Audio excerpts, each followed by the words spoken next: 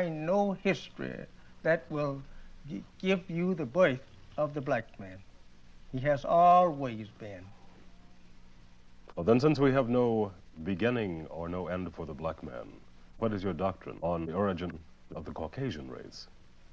Caucasian is a name given to the quality of the man. It means originally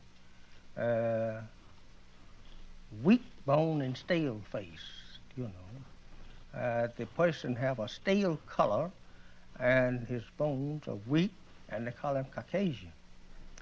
But actually he was made white. This was brought about 6,000 years ago. And a black man, he is the father of the Caucasian race. His name was Yakub. He discovered in the germ of the black man that there were two people. And in studying the germ, he learned to divide the germ. It taken him 600 years to keep marrying this lighter one on to the lighter one until he produced we say they pick up the whole thing. That is pale white. He did it by using the birth control law. Therefore, and we have today now a brown race, yellow race, and a red race, and a white race. And black is the original. He's the father of them all. Now listen. But he says, I thank thee for keeping these things. What things? Here are wise men, prudent men, and certain wisdom has been kept from them. Now, if you don't see yourself as a wise and prudent man, it hasn't been kept from you. But if you see yourself as a real wise person, and a real wise person is not in this audience, unless you are angelic and we don't know you. I don't mean to say that there's not wisdom in the audience, but the people that this is referring to are the rulers of the society in all spheres of human activity. There's wisdom that has been kept from them, and then it's revealed unto babes. Now, look, brothers, please bear with me a few more minutes. Look, what is revelation? When you say something is being revealed, that don't mean you can go to the library and get it out of the library, because it's not there. I don't care how many books you have the command of. There is knowledge that is not in the library. We are living in a universe of plenty of knowledge. But when God chooses to reveal, it means he's disclosing or opening up truth that has not yet been known in the world. Well, if it has not yet been known in the world, then the people that run the world, rule the world, don't know this. So when God, listen to me, chooses an innocent, inexperienced, babe-like people to give them revelation, he is giving you the scepter of rulership over those that once ruled over you.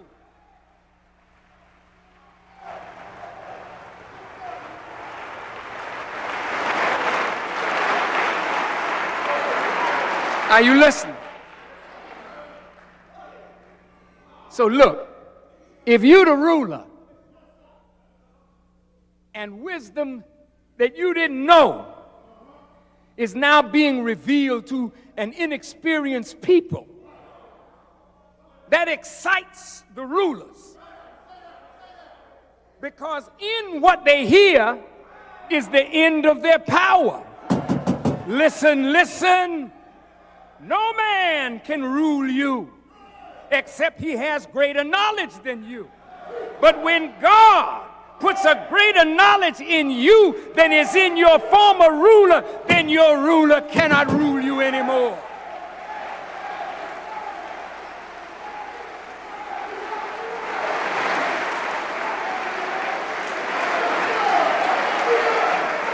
The Honorable Elijah Muhammad taught us that 50,000 years ago, one of our scientists or gods wanted to make a people close to nature that could conquer the jungle life and master it. And he took his idea before the other scientists, the major ones numbering 12. He was one of the scientists. The other 11 disagreed with him, and they would not allow him to do what he desired to do in the Holy Land. So he, with his family, was exiled into the jungles of East Asia, as we now call it Africa, and he made a new people out of the original black man of that time. That scientist's name was Shabazz. He made a people that was so strong, so powerful, that as you cannot destroy nature, no matter what would be put on this people, you would never be able to destroy them. The Honorable Elijah Muhammad taught us how the black man writes history. We write our history in advance, not after we complete it. We write it in advance and then fall in line with what we have written.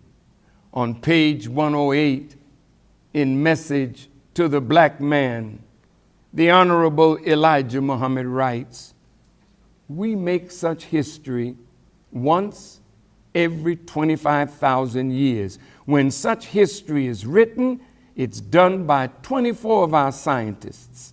One acts as judge or God for the others, and 23 actually do the work of getting up the future of the nation, and all is put into one book, and at intervals where such and such portion or part will come to pass, that people will be given that part of the book through one among that people from one of the 12 major scientists, as it is then called a scripture, which actually means script of writing from something original or book."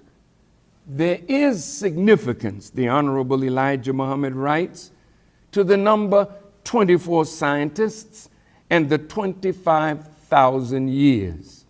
The number 24 scientists used is in accordance with the hours in our day and the measurement of the circumference of our planet around the equator and in the region of our poles, Arctic and Antarctic oceans. Our planet is not actually exactly 25,000 miles in circumference. It is 24,896 miles. And according to astronomy, we don't have a full 24-hour day, but near that, 23 hours, 56 minutes, and 46 seconds. The change made in our planet's rotation at the poles is about 1 minute a year and takes 25,000 years to bring about a complete change in the region of the poles. The actual poles are inclined 23.5 degrees to the plane of its orbit. In the book of Revelations, these 24 men or scientists are called the 24 elders, and it is they that write the history to last for 25,000 1,000 years.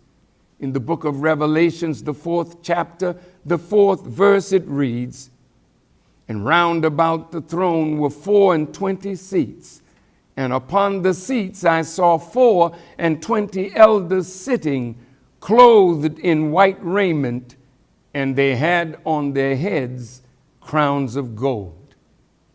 This, the Honorable Elijah Muhammad taught us, is that exalted assembly that is mentioned in the Holy Quran, that the devil tried to steal a hearing on their conversations and found awaiting him a flame. The Honorable Elijah Muhammad said, whenever it is time for a certain part of the book to come to fruition, one of the 12 major scientists would reveal what is called scripture, or a part of the writing, to a prophet or a messenger who would fulfill that part that concerns him and the people to whom he would be sent. In the Quran, the 72nd chapter, the 8th and 9th verses, it reads, quote, "And we sought to reach heaven, but we found it filled with strong gods and flames. And we used to sit in some of the sitting places thereof to steal a hearing. But he who tries to listen now finds a flame lying in wait for him."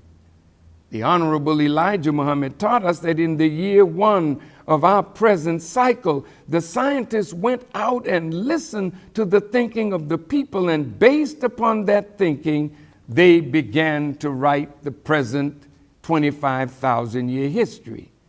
The Honorable Elijah Muhammad said in the year 1, they saw a man coming in the year 8,400 who would be born out of a 30% dissatisfaction that would exist at the time of his birth.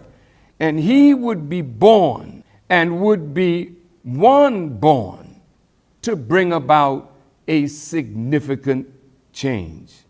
He was a great black scientist, not an evil scientist, but a scientist who understood that in the original people there was a defect. And he would study the life germ of the original man and make a new people that would rule the original man for a period of 6,000 years. His name was Yakub, or as the Bible calls him, Jacob, who wrestled with the angel and prevailed, and his name was changed from Jacob to Israel. The Honorable Elijah Muhammad taught us that Yakub was born with a determined idea. Who determined it? And how was it determined? Determined is the past participle of the verb to determine. Then that's not an action that starts with the person born. That idea starts with the determination that he would be born with that idea that was already determined by God. When you are born with a determined idea, the force of the determination is what drives you to fulfill the purpose of your birth. He was born with a determined idea, so he was driven by the force of that determination. More of the teachings of the Honorable Elijah Muhammad on the birth of Yakub and his discovery that led to his making the Caucasian is found in the book Message to the Black Man on page 112 and 110.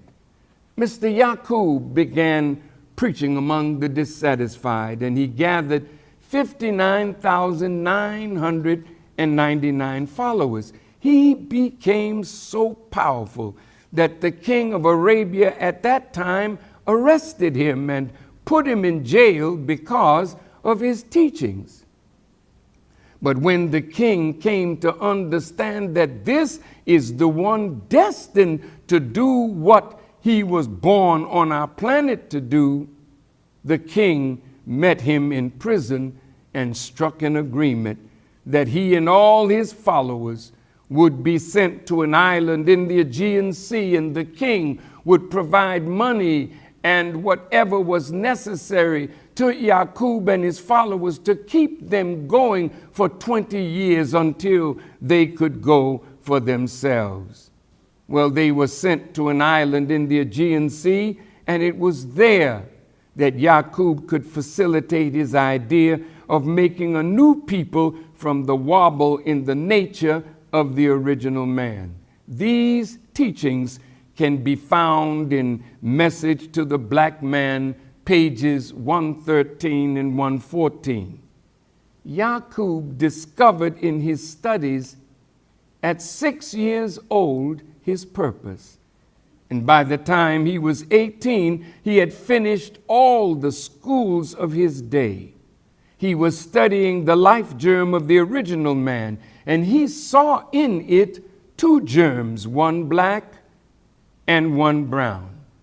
On page 112 of Message to the Black Man, the Honorable Elijah Muhammad writes, at the age of 18, Yakub had finished all of the colleges and universities of his nation and was seen preaching on the streets of Mecca, making converts. He made such impressions on the people that many began following him.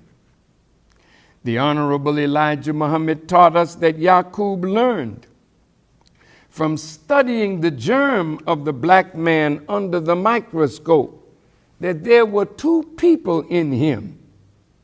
One was black and the other was brown.